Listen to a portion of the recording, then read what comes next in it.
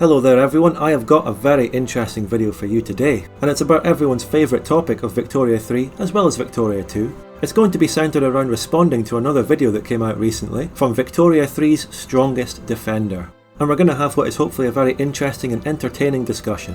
So what am I responding to here? The YouTube channel Hammurabae uploaded a video entitled Why Victoria 3 is Better Than Vic2. I've linked it in the description, you can go and watch it for yourself, but do not do so just to hate on it please. He gave me permission to use it and make a response video. I'd like to add that Hammurabae's main content is Victoria 3 multiplayer. Unlike the video in question, those videos look genuinely very good. Someone posted Hammurabae's video on my Discord letting me know that I got mentioned in it, so I watched it. I found the points in it laughable, really bad, and overall it just left me thinking, well, he didn't really answer the video title whatsoever. Much like the reviews to Voice of the People, the response to the video in the comments was overwhelmingly negative. Very shortly after this was uploaded, Lord Lambert came out with a 1.5-hour response video. In this he watches and reacts to the entirety of Hammurabi's video, dissecting everything and refuting every point. Lambert's response was devastating, and you should also definitely check out his channel. His response was so perfect and he so well articulates many points that I might have made that for a little while I didn't really want to bother making any kind of response myself. Now I definitely encourage you to go and watch Lord Lambert's response of course if you have the 1.5 hours, but I'm going to be providing a different perspective about overall narratives and I'll tell you more about that shortly. Another reason I've been hesitant to make a response to this video is because I wasn't sure if it was serious. But that didn't faze Lord Lambert, he just went charging right in without caring if he was falling for bait. But it's confirmed to be serious because Hammurabi made a 3-hour response to Lord Lambert's 1.5 hour response, escalating things massively. That's the same runtime as Oppenheimer and I know what I'd rather be watching. Sincerely though, I have watched some of it and I'm going to be responding to some parts of that as well. In his 3-hour video he takes a much more reasonable tone, it's all good, and it shows us that he wasn't trolling and he does genuinely believe in the things he was saying, he just explains them better in this 3-hour version no doubt. I'm afraid I can't respond to much of it though, so even if the argument is actually advanced well beyond what you've said in the original video, you can't expect me to watch 3 hours. Unless you're Christopher Nolan or something.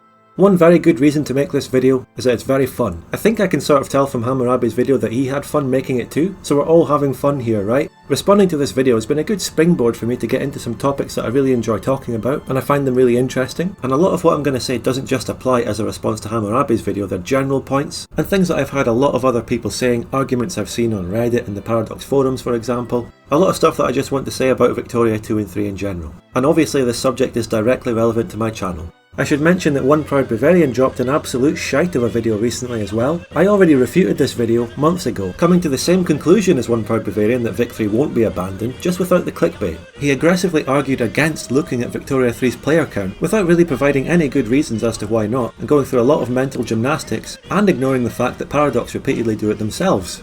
They'll happily show off the Steam player counts of a game when it looks good for them. This is showing active monthly users actually going up constantly, which is pretty crazy. Not a lot of games have something like this, even MMOs I would say. And the peak this year was 899. But OneProudBavarian doesn't want you to look at Victoria 3's when it looks bad for them. The conclusion that I draw from Vic 3's Steam player count isn't that the game will be abandoned, it just proves that the game's bad, uninteresting, and not that many people want to play it, after they were pressured into pre-ordering it and buying it on launch from a massive marketing campaign where Paradox made their money. And I'm perfectly prepared to see that player count actually rise if they improve the game, with DLC or free updates, but it doesn't look like they are. Anyway, enough about that, responding to Hammurabi's video is a lot more interesting. So before we get into it, please remember to give this video a like, be ready to comment with your thoughts and opinions, but absolutely no hate towards other content creators. You can continue the conversation on my Discord, and if you want to help out the channel then join my Patreon. Now without further ado, how does the video start? It actually starts pretty strongly.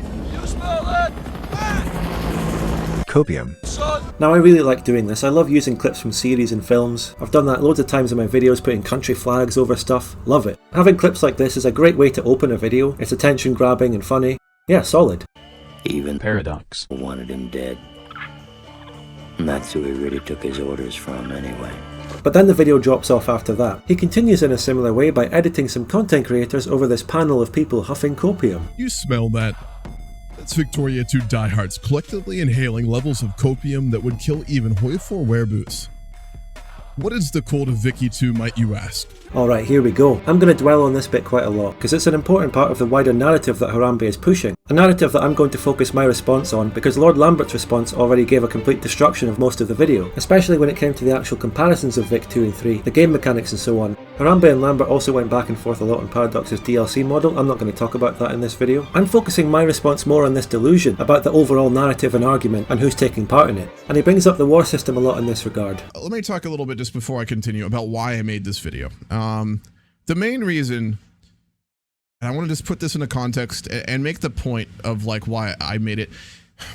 I feel as though Vic 3, the conversation has been done very poorly, and many people have been pushing a narrative that does a disservice to Paradox games. I made this video because I didn't like when Vic 3 came out, and this is still ongoing, is that the really hardcore Vic 2 fanbase, which is just really aggressively against Vic 3, and a lot of big content creators especially, had very negative takes on Vic 3's war system when it dropped primarily, but the system as a whole. So my response to the video is focusing on the reasons he made it in the first place. Instead of getting into a back and forth about individual Victoria 2 and 3 mechanics, if I aim more for the foundations of his argument and his entire reason for making the video, then all that'll just fall apart anyway. Come to think of it, that's the same thing I did to Victoria 3's war system. It's my speciality, I suppose. This video is going to be the most peaceful era in YouTube history.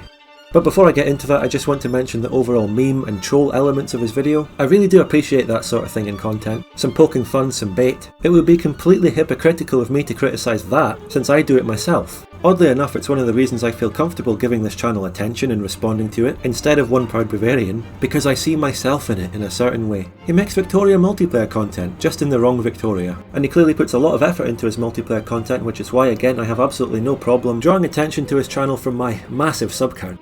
Also, another positive thing I can say is that I think his motivations are clearly genuine. He doesn't even really like Paradox, he's coming at it from a sort of different angle, which I like. Even Paradox wanted him dead. I like his methods, I just disagree heavily with the substance of his arguments and stuff. Some of his memes just had Lord Lambert raising an eyebrow in confusion. I appreciate them more. And aside from all these arguments over games, I'm sure we might get on well personally.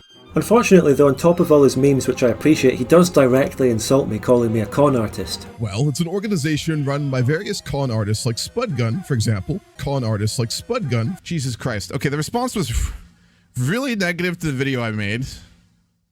Like, really negative. Like, Jesus Christ. Did not expect. I knew it would be a negative response. I knew that would happen. I mean, I do very aggressively call it the Vic 2 people, but that is a lot. Very negative. What is love? Baby, don't hurt me. Anyway, this is Hammurabi's official panel of Victoria 2 diehards. From left to right we have no one. He forgot to put someone here, or he couldn't think of anyone else. And then we have Tommy K. I really like Tommy K, by the way, he's great, fantastic streamer. Far from being a Victoria 2 diehard, he has in fact barely ever played it, and I'm going to show you a clip from pretty much the only time he has in a moment. The funny thing is though, the editor of his YouTube channel, Marconi, is a Victoria 2 diehard who I've played multiplayer with in the past. So Hammurabi might be accidentally right that the Tommy K YouTube channel is a Victoria 2 diehard channel in a very strange way. It's more like we're pulling the strings in the background. But yeah, this is about as much of a Victoria 2 diehard as I'm a Hoi 4 diehard, which is that I'd rather die hard than play it. Perhaps the reason that Hammurabi has added him to this lineup was this video. It came out 2 days before Victoria 3 came out. There's one thing I'm scared about Victoria 3, right? The war here is really fun actually. I really enjoy these wars.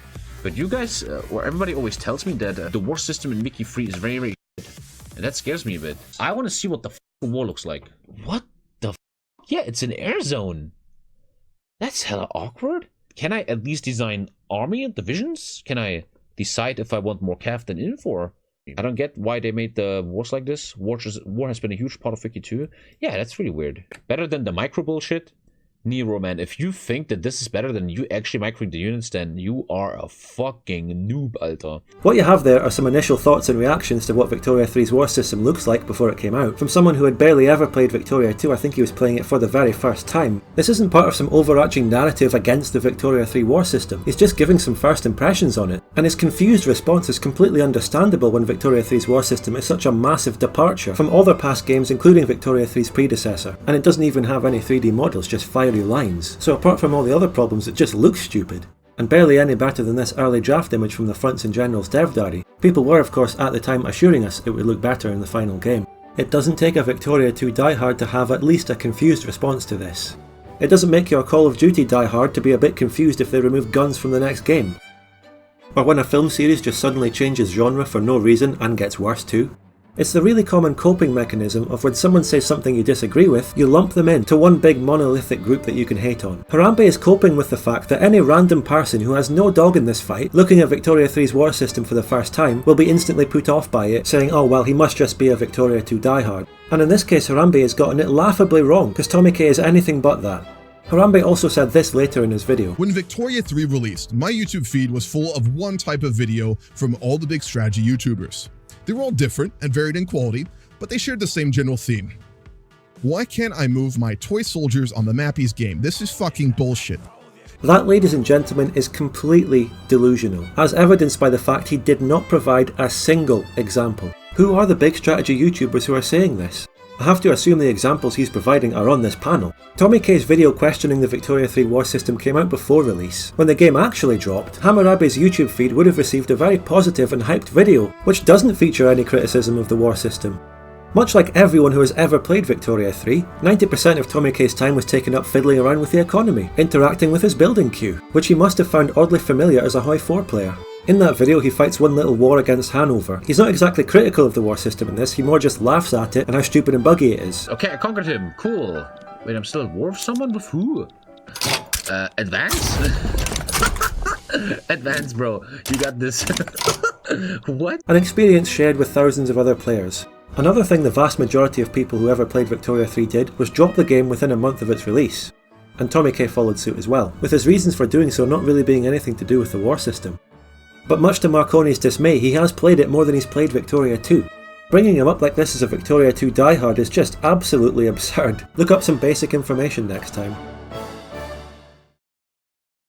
The general broken and buggy state that the game was released in, including the war system, is a criticism that Hammurabi agrees with, by the way. The critiques that are completely valid are that it was rushed, that it was not released well, that they didn't bug fix, and that it needed more content at launch. I don't dispute any of that. I fully agree with it. I would argue that the broken, unfinished and contentless state that Victoria 3 was released in is inherently tied to the fact that they started the game from scratch instead of improving on Victoria 2. Before I continue, I want to make clear what Vic 3 is on launch. Rushed, imperfect, buggy, but with a skeleton and core of pure gold. They wasted so much time coming up with these new systems, which they have openly stated they had to rework numerous times in development when they had Victoria 2 sitting right there to build from. And of course another fallacy that you'll constantly hear is that we want Victoria 2.1. No, we want a game that builds on Victoria 2. You know, just a sequel. Which is, by the way, what they were originally planning to do under Johan. He's a Victoria 2 diehard, by the way, on account of making the game. Everything would have been so much better if this happened. I would have trusted Johan Andersson to make a fantastic sequel to Victoria 2 that was faithful and improved on it. Instead we got this nightmarish timeline in which Johan made Imperator Rome and Martin Anward made Victoria 3. The military system went through a lot of iterations during development, and then they landed on a very solid core. Just take a moment to think about how Martin worded this. They didn't have a clear, solid plan that they then tasked their developers with implementing. They went through loads of different iterations and then happened to land on something that they thought was alright. What kind of game development is that? Surely you should have a good idea of what you want to make before you start writing the actual code for it, right? Is it any wonder the whole game, and the war system in particular, was such a buggy mess on launch, and still frankly is? The criticisms of Victoria 3 that Hammurabi considers valid are a complete result of the criticisms I consider valid. Or in other words, the problems of implementation are a direct result of the problems in vision. Because something that Hammurabi does, and this is a perfectly valid argument, is separate the vision of what the war system could be from its implementation, which he admits has been bad so far. But Lord Lambert and I would argue that the vision was flawed and terrible from the start. All the evidence points towards the fact they had absolutely no idea how to implement their vision. They could never justify this vision or provide any good arguments for it. They had no experience in it. They couldn't point to any other good examples of it being implemented in a different game. So what do? You get Victoria 3 on launch, which under any objective standard is just unacceptable, but under Paradox standards this is a normal, good release. Another thing I'd say is that absolutely nobody was asking for this direction of war system. I laid out a challenge in my war system video to provide an example of someone asking for this direction or system before Vic 3 was announced. No one has, obviously, because it didn't happen. I respect that you don't want this to be the vision for Vicky 3. And I respect that other people don't want it to be the vision for Vicky 3. But I don't think that overrules what it can become. And I don't think that should be used and honestly weaponized to stop it going in this direction that could be good. If there is a case where they improve this game and they improve the war system repeatedly and it is shit and they can't implement it well, I will then join that group that says, okay, this has failed. It was an interesting idea. It has failed. Maybe this is when you have to think about doing a complete restructuring to the warfare system. Like, for example, Stellaris did, to a lesser degree, but it is still doable. If you trust this Victoria 3 development team to actually implement it properly and improve it within its own boundaries over the coming months and years, then good luck to you, but let me just remind you of their track record so far. It took them months to even float the idea of having more than one battle on one front line. And I don't just include post-release time in this, people were telling them this long before the game came out as part of all the feedback that they totally ignored. Another 6 months after this dev diary and there's still absolutely no sign that they're even intending to implement this, let alone implementing it. And I think this is the prime example of something that would improve this war system under its own vision. It's just ridiculous. How can you actually defend this? Let's see what Hammurabi thinks of a sort of alternate timeline if they didn't completely gut the Victoria 2 war system, and they did essentially what I would have wanted. If Vic 3 was made with the war system of Vic 2 or the war system of Hoi 4, I would be fine with it. I'd be disappointed, but it'll also be a case I didn't know what I'm missing, because I have no concept that they could have gone this way with a system, and I'd just be fine with it, because it'd just be another war game, and that's fine, and I'd probably play it a lot still, and my YouTube videos would do better, and people would play it more, because they'd get to move their toy soldiers on the map.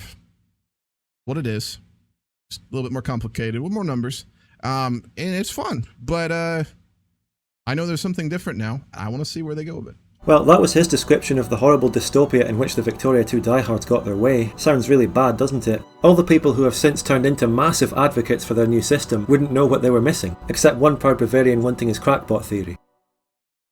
Let's talk about Victoria 2 now. Hammurabi attacks Victoria 2 and says Vic 3 is better than it, as if they are on some kind of level playing field where you can't even compare them. And that's interesting because the fact that they can be compared, and that loads of people, including me, would argue that Victoria 2 is better than Victoria 3, is hugely damning for Victoria 3. They shouldn't even be comparable. Vic 3 should blow it out of the water. And this isn't even the sort of comparison where the predecessor was good in its time, and is more looked back on very fondly, and with nostalgia. No, in 2023, Victoria 2 is better than Victoria 3, as a game now. You can just go and play it. 12 years apart, a small indie studio with a tiny budget versus a AAA studio with a huge budget, and we're even having this conversation. And this is still in spite of all Victoria 2's problems. Hammurabi doesn't really even bother listing any of them. I could do a better job criticising Vic 2 than he could. But you can criticise Victoria 2 as much as you want, I don't really care. It's redundant. Because you're not going to find that much disagreement from me. It's a game that I and many other people have a strange relationship with, where we love it and hate it at the same time. In my single player runs of it on stream, for example, you'll find me absolutely raging at it and complaining about so many of its problems. It's old, it's extremely janky, so many things about it don't make any sense and don't work really that well, but we love it in spite of that. Why? Because it captures things that no other game does, which is a deep geopolitical simulator from the 19th century and beyond. It's deeply satisfying to build up a country, and then defend or expand that country in exciting wars, which are kind of crap against the AI but amazing against players. All the different unique mechanics are tied together by the pop system, and there's a massive amount of replayability because different countries provide vastly different experiences. And as everyone knows by now, the multiplayer experiences I've had in this game are the best multiplayer experiences I've ever had in any game. Speaking of multiplayer, I can't remember the exact timestamp and I'm not going to go looking for it, but in Hammurabi's 3-hour response he acknowledges how bad Victoria 3's multiplayer system is, and I can really relate to that since we both make multiplayer content. But surely the game that came out 12 years after the other one, with an infinitely larger budget, should have a slightly better multiplayer system. And arguably Vic 3 is worse, it doesn't have an in-game chat, they shouldn't even be on a level playing field, you shouldn't even be able to compare them. Yet here we are because Victoria 3 is an absolute disaster. Was Victoria 2 a good basis from which to build a sequel that improved on it and fixed the problems of it? Let's hear Hammurabi give credit to the good parts of Victoria 2. The game itself was groundbreaking in terms of unique mechanics, with a fully simulated population system, political system, as well as a host of other amazing features. You may be asking yourself why I'm speaking highly of this game after what I have said so far, and let me be clear, it had very, very good parts. However, this is one of the sad cases where the parts are greater than the whole. What if they took those very, very good parts, improved on them, tackled the flaws and all the complaints that people had, and made a good sequel? That's what we wanted. Let's take the groundbreaking fully simulated pop system, for example. When Victoria 3 was revealed, Martin Anwood promised us this. The iconic pop system that is so Yes, core keep the to pop Victoria system. franchise is of course back. Okay, good. Deeper than ever. He promised us this groundbreaking pop system would be deeper than ever. What actually happened? They simplified pops up to the state level instead of the province level. Various con artists like Spudgun, for example, who take inspiration from a group known as the Luddites in Victorian England, when they saw the future. They responded by burying their heads in the sand. Moving the pop simulation from the province level to the state level isn't new progress, it's a regression, it's backwards. The next logical simplification from this is having pops at the country level, and I'm not saying they're going to do that obviously. Victoria 2 enjoyers waited 12 years for this, and we must accept it. We're not allowed to complain, and we must give Paradox another $30 to give us fucking spheres of influence. Why is it so unreasonable to ask for a good sequel that improves on the predecessor? Every other Paradox franchise more or less gets that, with varying levels of quality. They get sequels that don't completely shit on the vision and direction of the previous game. Crusader Kings 3 had some problems, but the core is the same. They didn't just suddenly take the game in a completely random new direction, and that's why I sort of have a soft spot for that game. And if they want to start a new direction, they make a new franchise like Stellaris. They don't, say, make a space game and call it March of the Eagles 2. Butchering the March of the Eagles franchise wouldn't cause very much of an uproar because it doesn't really have a dedicated following or any diehards like Victoria 2 does. And it's that dedicated following to Victoria 2 that Hammurabae is aggressively taking aim at in his video. We're being attacked for the crime of loving a game and wanting a good sequel for it. And the successor to our beloved game that we've been waiting about 10 years for was a complete insult to Victoria 2. They offered the remastered Victoria 2 soundtrack as a pre-order bonus. So not only did the Victoria 2 community have to go through the disappointment of our lifetimes, have all of our concerns and feedback completely ignored and dismissed by Paradox, downvoted into oblivion on their official forums and on Reddit, we also have to deal with people like Hammurabae coming along and saying in no uncertain terms that our position is completely invalid, that we should just shut up, stop talking, and of course what I've heard on Reddit hundreds of times, just play a different game. If you want war and micromanagement, there's a game for that. It's called Hearts of Iron 4. Check it out. It's pretty good.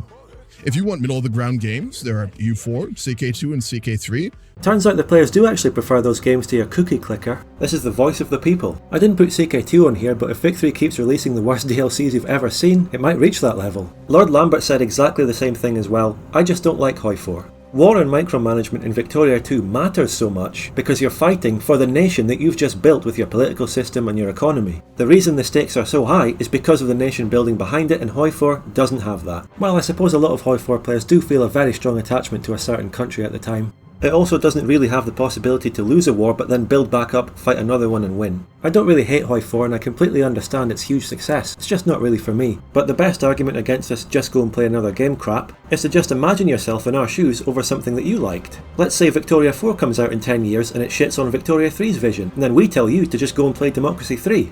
The thing with Hammurabae saying that and generally supporting what Victoria 3 has done is that he's supporting a precedent here where this could happen to any franchise, your favourite games. The makers of it could just turn around and say, you know what, we're completely reversing the direction, we're going to turn your favourite thing into an experiment, everyone who doesn't like it is a Luddite who hates change, go along with it or F off basically. Now a lot of games and a lot of general franchises out there probably have a big enough community to resist something like that. Well, Victoria 2 obviously didn't, it's small, so the developers felt safe enough to just go and just place their stupid vain vision all over it. Barely anyone stood against it and warned people, and very soon we'll talk a little bit more about exactly who was doing that and who wasn't. But yeah, anyway, that was a nice little rant. Now let's go back to the lineup on Hammurabi's original Vic2 Die Hard panel. I haven't finished going over this. The next content creator on it is Productions. Brilliant content creator, used to watch his videos a lot. And before I talk about him being on this lineup specifically, if we just take it as a whole, I'm flattered to be compared to these two great, highly successful content creators next to me, who are vastly bigger channels than mine. But in terms of the space that we take up in Hammurabi's mind rent-free, we're the same size. Unlike our German friend, ISP has actually played Victoria 2 a lot. He has many good single player videos of it on his channel. And if I recall correctly, in those videos he's always laughing at how janky Victoria 2 is, and not taking it that seriously. But let's just look at the elephant in the room here. Productions is a Hearts of Iron 4 YouTuber. That's his main game. If he's a diehard for any game, it's that one. So Victoria 2 diehard? Cult of Victoria 2? Absolute nonsense. There is a big strategy YouTuber who you could actually call a Victoria 2 diehard because he played it way back in the day. Quill18. Again, great YouTuber, and I remember his early Victoria 2 videos fondly. When Victoria 3 released, my YouTube feed was full of one type of video from all the big strategy YouTubers. Did he fill up Hammurabi's YouTube feed with videos critical of Victoria 3's war system? Nope, he did a sponsored video, very positive about the game. Doesn't once mention the war system, not a single time. Anyway, back to ISP. Now the really interesting part here is that when Victoria 3 dropped, Productions was very notably absent from all the sponsorships and the positive hype videos that were filling up Hammurabi's YouTube feed. Where's ISP's Victoria 3 video? Did he actually play it? Does he like it? Does he not like it? There was a lot of speculation and anticipation building up. And then on the 26th of October he premiered Victoria 3 is stinky. Bearing in mind Hammurabi's claim that all the big strategy channels released videos critical of Victoria 3's war system, complaining about the lack of being able to micro units, let's listen to ISP dismiss those concerns and say other parts of the game are worse. A lot of people seem pretty concerned about the warfare. After 0.5 hours, this guy's got it sorted. Do I think warfare is the worst part of this game? A, it's pretty bad. It's a little stinky. It's got a bigger stanker coming off it. But is it the worst part of this game? No. I don't really get the big argument about the war. I think if you've played 0.5 hours and you've made your mind up about the war system, yeah, it's pretty bad. But there's so much more to hate about this game. Come on, you gotta freshen it up a bit. And I'm just gonna say straight up, I don't hate the game. Game ain't like terrible, 6 out of 10 at best. I will say that my biggest issue with this game though is that I can't move the little toy soldier around on the map. Wait a minute. Why can't I move my toy soldiers on the Mappies game? This is fucking bullshit. That I can't move the little toy soldier around on the map. My toy soldiers on the Mappies game. Toy soldier around on the map. My toy soldiers. Toy soldier. Toy soldiers. Toy soldier.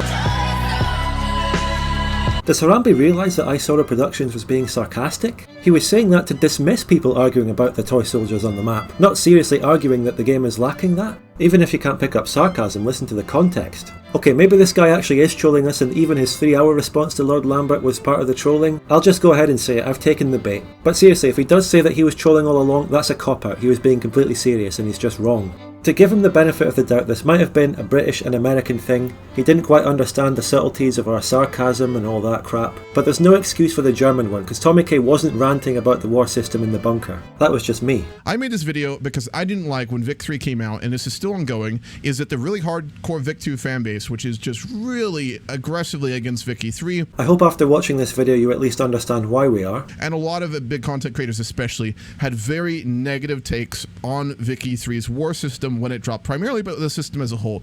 The critiques that are completely valid are that it was rushed, that it was not released well, that they didn't bug fix, and that it needed more content at launch. I don't dispute any of that. I fully agree with it. But there's no one who argues for the good parts of what this game is. I'm sorry, but I can't think of any other word for that than delusional. When Victoria 3 dropped, most of the big strategy channels were overwhelmingly positive and essentially advertised Victoria 3 in sponsored videos. And if they even mentioned the war system, which most of them didn't, they did not criticise it. Now, I'm not criticising those channels for taking the sponsorships or doing that at all. That's not the point here. I'm simply pointing out that it happened, which Hammurabi doesn't seem to believe. In terms of channels that did reviews rather than just sponsored gameplay, there were several channels that gave it very positive reviews and supported the vision, including the war system. Let's just take one of many examples, a channel here with almost double my subscribers, Jumbo Pixel. But there's no one who argues for the good parts of what this game is. I think, for what it's worth, it fits broadly within the design philosophy. And as far as war systems go, I actually think it's totally fine. It doesn't put me off playing Victoria 3, and while I acknowledge it will likely change in future, I'm perfectly happy with how it is right now. Remember that Hammurabi is only defending the vision of the war system and not its current implementation. Jumbo Pixel is defending its implementation on launch. So not only is Hammurabi's claim that no one's defending this completely ridiculous, there were people going further than him. And that's a bigger channel than my Victoria 2 diehard channel, a bigger voice than mine. And for the record, just stating the fact, Jumbo Pixel was sponsored by Paradox for Victoria 3. Just pointing it out, not a bad thing. I respect Jumbo Pixel and his channel, and all the best to him. Vic 3 also had massive, overwhelming positive reviews from IGN and other such reviewers, but I don't think even Hammurabi will take those seriously. And again, who were the examples that Hammurabi came up with to put on his panel of Vic 2 diehards attacking Victoria 3's war system, and disproportionately shaping the whole narrative? No one. Two people who were completely out of place, as I proved, and I wish these two people did criticise Vic 3's war system more, but they just didn't.